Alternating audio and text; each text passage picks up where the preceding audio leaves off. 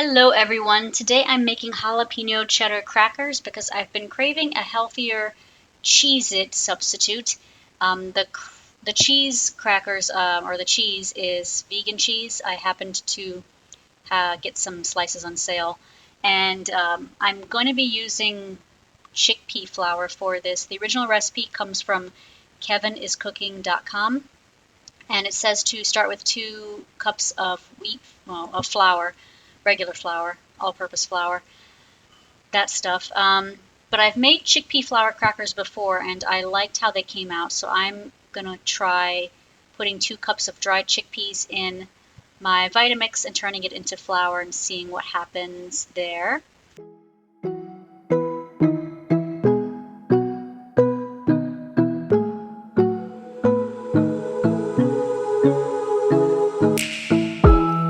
We've been looking in each other's eyes. So it did grind up very fine, and I really love using chickpea flour for that reason. It is a pretty good flour substitute. The only thing is I noticed when I made it, I thought, well, this looks like a lot more than 2 cups. And I was confused as to how I got to that point because the chickpeas, maybe you're a physicist and you can explain why the chickpeas that have, the chickpeas don't, there's air in between the chickpeas when I put them in the measuring cup, right? So they don't completely fill the cup. So why is it when they turn to dust, they pull a Jesus and the fishes and the loaves situation? So anyway, I decided to pull out 2 cups. I think I had a whole half cup left over, and then just reserve that off to the side. So it calls for a tablespoon of sugar. I don't see any reason to have real sugar in a cracker recipe, so I'm using sucralose. And then a tablespoon of salt, a tablespoon of paprika. No, those are teaspoons. I'm sorry. Teaspoon of sugar, teaspoon of salt, teaspoon of paprika. It looked so large holding it up, but it is a teaspoon. Whisk all that together. I'm trying to get it right. Is there anything left there for you? And then you need 4 tablespoons of vegan margarine or butter, depending on your preferences. I actually had 2 tablespoons of each because there was some real butter left over in the fridge, and there was basically also 2 tablespoons of a little chunk of margarine. So I used both. The recipe will come out exactly the same if you just use margarine or just use butter. I then kind of smushed I'm going to call it butter from now on, the butter into the dough to kind of get it crumbly and well distributed. And I found it very odd that the butter was a lot harder, the real butter was a lot harder and didn't want to smush, and so I had to cut it into smaller pieces. And the margarine was more pliable, malleable, and worked better for this. So if you don't have a preference and you buy both margarine and butter, I would recommend margarine for anything where you have to kind of make a crumbly dough and squeeze the margarine throughout the dry ingredients.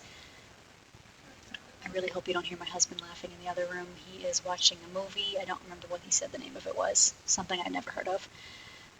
But it's hilarious apparently. So go ahead, and it takes a while to kind of crumble the butter up into the dough, but you'll figure out when it's evenly distributed. And then the recipe calls for 3 tablespoons of pickled jalapenos. I don't know why they specify pickled. I assume that just means jarred. They don't taste like pickles to me. I don't know what pickling actually involves. Perhaps they just meant this instead of fresh jalapenos. I ended up using the rest of what was in the jar because I thought, whatever, if there's extra jalapenos, who's going to complain? And then you mince them up very fine and add that to the dough. Now I know you don't wanna lie, so save it for another time. 'Cause 100 more tries will make it true. Yeah, I know you, baby. Yeah, I know we both have much more to. I tend to keep jalapenos in the house because I like adding them to certain meals. My husband makes cheese pizza a lot, so I'll throw jalapenos on my half, and I'll try to make Mexican stuff with jalapenos and other jalapeno snacks. And I really enjoy eating jalapenos, so I actually also had a brand new jar, a fresh, completely full jar when I made this. And I'm planning a pizza jalapeno pepperoni thing soon. So the reason I put all the cheese in the bowl was because about a week before I made this, I looked up online to find out how much cheese I had, and it was 8 ounces. And I think I was like trying to figure out how much does vegan cheese weigh, because the recipe says to use a half cup of shredded cheddar. So I was thinking, how much does half a cup of cheese weigh, so that I can figure out how much slices to use. And I thought it was the entire bag, but it was not. So I used about 3 slices, I think. So if you don't have a scale, I think 3 cheese slices is fine. And then it says to take half a cup of milk and mix that into the dough. I make milk from scratch. Oh, not from scratch. I make milk myself. So it's half a cup, apparently. I'm getting ahead of myself, plus 2 tablespoons. I do not know what the point is of all this liquid.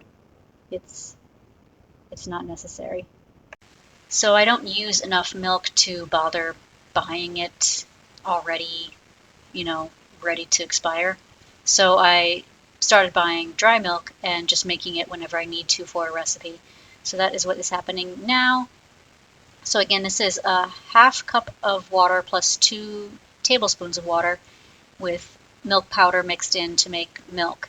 And the recipe says to put all of it in here. And I first decided well, I was about to pour it in, but then I crumbled up the cheese for a bit.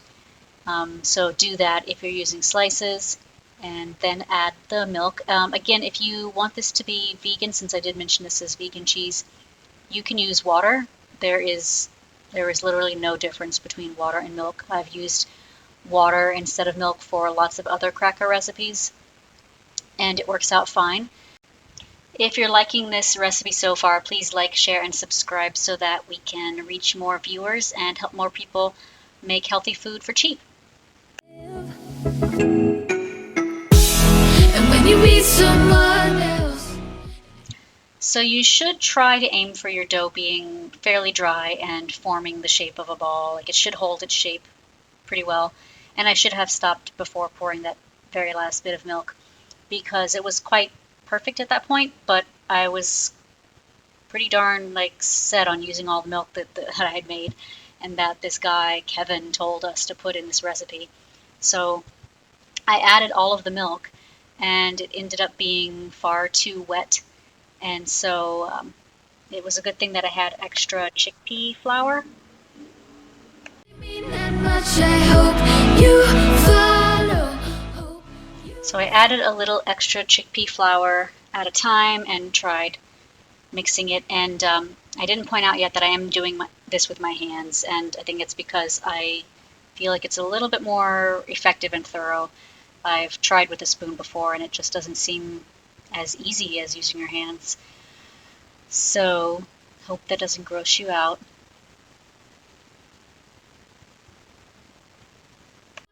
When you miss a touch, yeah, I hope you say as much and never falter, never fall away.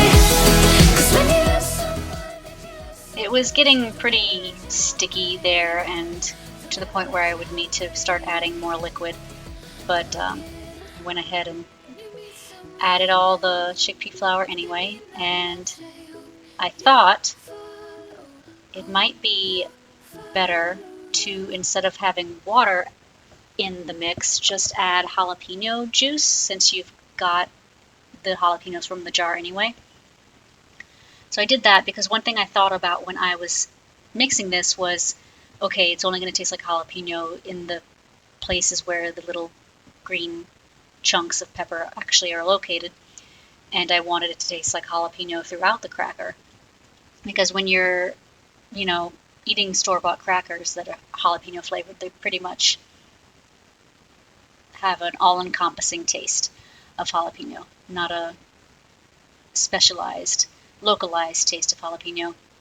So what I would do instead of the milk and instead of all that chickpea flour is stick to the original 2 cups and just do a tablespoon at a time of jalapeno juice. If you don't have jalapeno juice or if you run out, use water if necessary. I think that would make this a lot better. A tablespoon at a time and continuing to mix should give you the results that you want. And then I rolled it out between 2 pieces of parchment paper because I didn't want to add more flour to the crackers. I'd have to put flour on the counter and on the crackers to roll them out properly otherwise. Then you want to take some kind of device that can score things, which basically just means driving a line through it so that they can break. We have this thing called a bench scraper that I'm using, and you can see a lot of chickpea dough is stuck on the bench scraper because it is still too wet. Before these go in the oven, the recipe says to brush olive oil and smoked sea salt onto the crackers. It does not list a quantity for either, so I just eyeballed it. And I don't have smoked sea salt, but I do have liquid smoke, and I don't know if that added anything to the flavor, but I was glad to be able to use it. And if you don't have smoked stuff, don't worry about it. And then brush it onto the crackers before they go into the oven. The recipe says to bake them at 375 for 24 to 26 minutes. I believe I put them in for 26 minutes because I thought that I would need to cook them longer because of the wetness. However, they were kind of in the oven for maybe like 4 minutes before I actually turned on the timer. So this happened. Also, I was not paying attention. I was in the living room doing something, and my husband was on the phone with his mom. And I should have checked halfway and like turned them. I also don't think they needed to cook at 375. I think most of the cracker recipes I find are for 350. So these most of them burned. They did not turn out great, and I can't tell you if it's because of the few minutes that are overcooked or if it's because I put too much flour and subsequently water in the recipe. I will try to make these again in the future, maybe without the chickpea flour too. And I think I'm going to cook them for a lower temperature. I'll check I'll check them before they're done. I think if you make the changes that I mentioned earlier as I was cooking this, you'll find the recipe turns out very nice. And hope you enjoyed my cooking fail, and happy eating, everyone. By the way, I did finish these. They weren't that bad, even burned.